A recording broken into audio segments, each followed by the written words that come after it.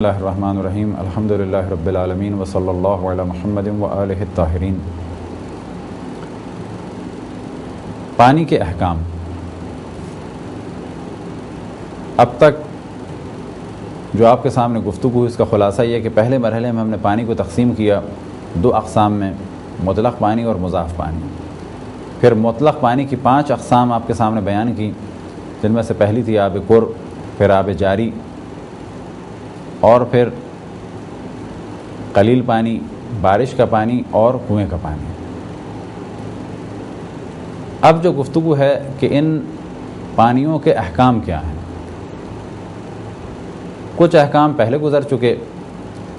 یہاں پر جو احکام بیان ہو رہے ہیں وہ مطلق اور مضاف پانی کے عنوان سے ہیں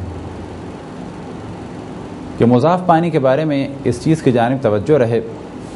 کہ مضاف پانی چاہے قلیل ہو یعنی کسی بالٹی یا لوٹے میں ہو، یعنی کر سے کم ہو، یا کثیر ہو یعنی کر یا کئی کر پانی ہو، اگر اس میں ذرا سی بھی نجاست گرے تو وہ نجس ہو جائے گا۔ کر پانی کے بارے میں پہلے ہم نے توجہ دلائی کہ جب تک اس کا رنگ یا بو یا ذائقہ نہ بدلے اس وقت تک وہ نجس نہیں ہوتا، لیکن اگر کر پانی ہو لیکن مضاف پانی ہو، فرض کریں گنے کا جوس یا کوئی شربت ہو اور ایک بہت بڑے ٹینک میں ہو، تو کہا جائے گا یہ کئی کر پانی ہے، لیکن کیونکہ یہ آب مضاف ہے اگر اس میں ایک ذرہ بھی نجاست گر جائے تو یہ نجس ہو جائے گا۔ مضاف پانی اگر پریشر کے ذریعے سے گرے تو جس طرح سے ہم نے پہلے قلیل کے بارے میں توجہ دلائی کہ جس طرح سے اوپر کا قلیل پانی نجس نہیں ہوتا نیچے گرنے کی وجہ سے، بالکل ایسے ہی اگر کسی لوٹے یا جگ میں شربت ہو اور کسی نجس جگہ پہ ڈالا جائے تو نجس جگہ پہ گرنے والا شربت یا قلیل پانی یا آب مضاف نجس ہو جائے گا، لیکن جو جگ یا لوٹے میں اوپر ہے وہ نجس نہیں ہوگا۔ اسی طریقے سے اگر پریشر سے نیچے سے پھینکا جائے تو جو اندر پانی ہے اس پمپ کے یا انجیکشن کے وہ نجس نہیں ہوگا، لیکن باہر والا نجس ہو جائے گا۔ یا ایک عام مثال جو پہلے بہت زیادہ عام تھی اور دی جاتی تھی، گلاب پاش۔ گلاب پاش سے مراد وہ برتن کہ جس کے ذریعے سے عرق گلاب کو مجالس میں یا محافل میں پہلے پھینکا جاتا تھا خوشبو کے لیے، اور اسی مناسبت سے اس کا نام ہے گلاب پاش، یعنی عرق گلاب کو چھڑکنے والی چیز۔ اگر گلاب دان میں عرق گلاب ہو، کیونکہ عرق گلاب آب مطلق نہیں ہے بلکہ آب مضاف ہے، اب اگر نجس ہاتھ میں اس طریقے سے برعکس کر دیا جائے، الٹا کر کے گلاب پاش کو ہاتھ میں رکھ دیا جائے تو کہا جائے گا نجس پانی یا نجس گلاب کا عرق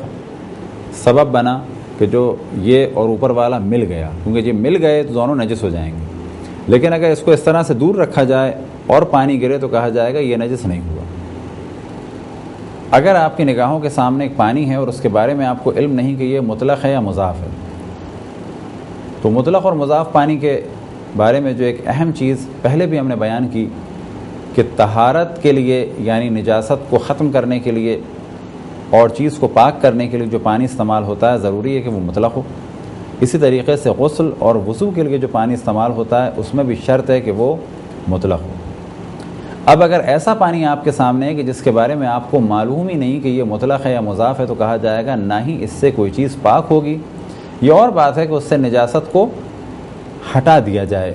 لیکن اس چیز کو پاک نہیں مانا جائے گا، کیونکہ پاک کرنے کے لیے جو پانی استعمال ہو شرط ہے کہ اس کے بارے میں ہمیں یقین ہو کہ یہ پانی مطلق ہے۔ اسی طریقے سے نہ ہی اس سے غسل ہو سکتا ہے اور نہ ہی اس سے وضو ہو سکتا ہے، کیونکہ غسل اور وضو کے لیے بھی ضروری ہے کہ جو پانی استعمال ہو وہ مطلق ہو۔ اگر کسی پانی کے بارے میں شک ہو کہ پہلے یہ مطلق تھا، اس کا ہمیں یقین تھا، اب شک کیا ہے کہ یہ مضاف ہوا یا نہیں ہوا، تو کہا جائے گا اگر آپ کو پہلے یقین تھا کہ یہ مطلق ہے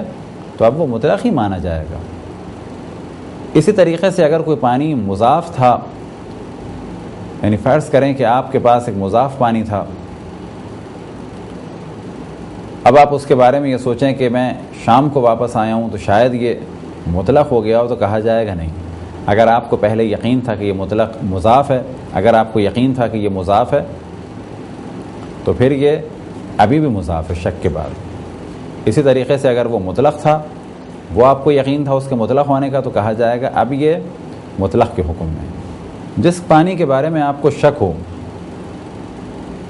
کہ یہ مطلق ہے یا مضاف ہے، آپ کو علم ہی نہیں ہے نہ اس کے مطلق ہونے کا نہ مضاف ہونے کا، تو نہ اس سے طہارت ہو سکتی ہے اور نہ ہی اس سے غسل یا وضو یعنی طہارت باطنی ہو سکتی ہے، کیونکہ طہارت ظاہری یعنی کسی چیز کو پاک کرنے کے لیے اور اسی طریقے سے غسل و وضو کے لیے شرط یہ ہے کہ جو پانی استعمال ہو وہ مطلق ہو۔ اب اگلا سوال یہ پیدا ہوتا ہے کہ ہمارے پاس ایک پانی تھا جو پہلے مطلق تھا، اب ہمیں شک ہو رہا ہے کہ یہ کہیں مضاف تو نہیں ہو گیا، تو کہا جائے گا اگر آپ کو یقین تھا کہ پہلے یہ مطلق تھا تو ابھی بھی یہ پانی مطلق مانا جائے گا، اور جس پانی کے بارے میں آپ کو یقین تھا کہ یہ مضاف تھا تو ابھی بھی یہ پانی مضاف مانا جائے گا۔ یہ ایک بہت ہی سادہ اور عقلی سا مسئلہ ہے۔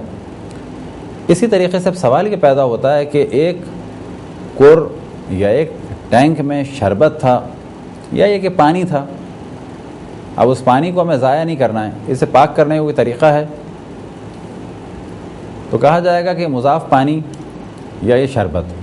اسے پاک کرنے کا واحد طریقہ یہ ہے کہ یا تو اس پر اتنی بارش ہو کہ اس کا مضاف پن ختم ہو جائے، اور جیسے ہی مضاف پن ختم ہوگا تو یہ پاک ہو جائے گا، یا اسے نہر کے یا کر پانی سے ملا دیا جائے اور اتنی دیر ملا رہے، یا بالفاظ دیگر اتنا پانی اس میں ملایا جائے کہ جس کے بعد یہ کہا جائے کہ اب یہ پانی مضاف نہیں رہا۔ جیسے ہی یہ کہا جائے گا کہ اب یہ پانی مطلق ہو گیا تو کہا جائے گا یہ پاک ہو گیا، لیکن یہ شرط ذہن میں رہے کہ بارش کے پانی سے یا جاری پانی سے یا کر پانی کے ذریعے سے ہو، نہ یہ کہ ایک ایک بالٹی کر کے پانی ڈالا، کیونکہ اگر ایک ایک بالٹی ایک ایک جگ کر کے پانی ڈالا جائے ممکن ہے کہ وہ کئی کر پانی ہو جائے، لیکن کہا جائے گا کہ آپ نے ایک نجس پانی میں ایک جگ پانی ڈالا وہ بھی نجس ہو گیا، دوسرا جگ پانی ڈالا وہ بھی نجس ہو گیا، اسی طرح سے آپ نے 50 جگ پانی ڈالے وہ 50 کے 50 نجس ہو گئے۔ پاک کرنے کا طریقہ یہ ہے کہ یا اس پر بارش ہو جائے یا اسے جاری پانی سے متصل کر دیا جائے اور یا اسے کنویں کے پانی سے متصل کر دیا جائے اور یا وہ کر کے پانی سے متصل ہو جائے اور اس طریقے سے متصل ہو کہ اس کا مضاف پن ختم ہو جائے۔ پانی ہی کے بارے میں ایک اور مسئلہ جو عام طور پر پیش آ سکتا ہے وہ یہ کہ ایک پانی آپ کے سامنے ہے اور آپ کو نہیں معلوم کہ یہ نجس ہے یا پاک ہے، تو کیونکہ نہیں معلوم یہ پاک مانا جائے گا، کیونکہ حکم کیا ہے؟ کل شیء لک طاہر حتی تعلم انہ نجس یا حتی تعلم انہ قذر، کہ ہر چیز پاک ہے جب تک کہ یقین نہ ہو جائے کہ یہ نجس ہے۔ اسی طریقے سے ایک پانی پاک تھا، فرض کریں کہ آپ اپنے باتھ روم میں ایک بالٹی پانی چھوڑ کے گئے، شام کو واپس آئے تو کہا جائے گا کہ اگر یہ پانی پاک تھا تو ابھی بھی پاک ہے، اور اگر یہ پانی نجس تھا تو ابھی بھی یہ پانی نجس ہی پانی کے حکم میں ہے۔ اب تک آپ کے سامنے پانی کے کچھ مسائل بیان ہوئے، البتہ پانی کے اور طہارات کے اور نجاسات کے مسائل کا سلسلہ جاری رہے گا۔ اگلی جو بحث ہے اس کا تعلق ہے بیت الخلاء سے یعنی ٹوائلٹ سے، لہٰذا احکام بیت الخلاء بیان کیے جائیں گے۔ یہ چیز ذہن میں رکھیں کہ کوشش ہماری یہی رہے گی کہ توضیح المسائل کی ترتیب سے یہ موضوعات ڈسکس ہوں، تاکہ سرچ کرنے والوں کے لیے، ڈھونڈنے والوں کے لیے جب وہ چاہیں کہ توضیح المسائل میں جو ترتیب ہے اسی ترتیب سے ہماری ویب سائٹ میں یا جہاں پر ہمارے دروس ہیں ڈی وی ڈی وغیرہ میں وہاں پر مل جائیں، مزید پریشانی نہ ہو، کیونکہ ان دروس کو بیان کرنے کا، ان درسوں کو بیان کرنے کا ہدف یہ ہے کہ وہ سننے والے جو عام طور پر فقہی مسائل سے بہت زیادہ آشنا نہیں ہیں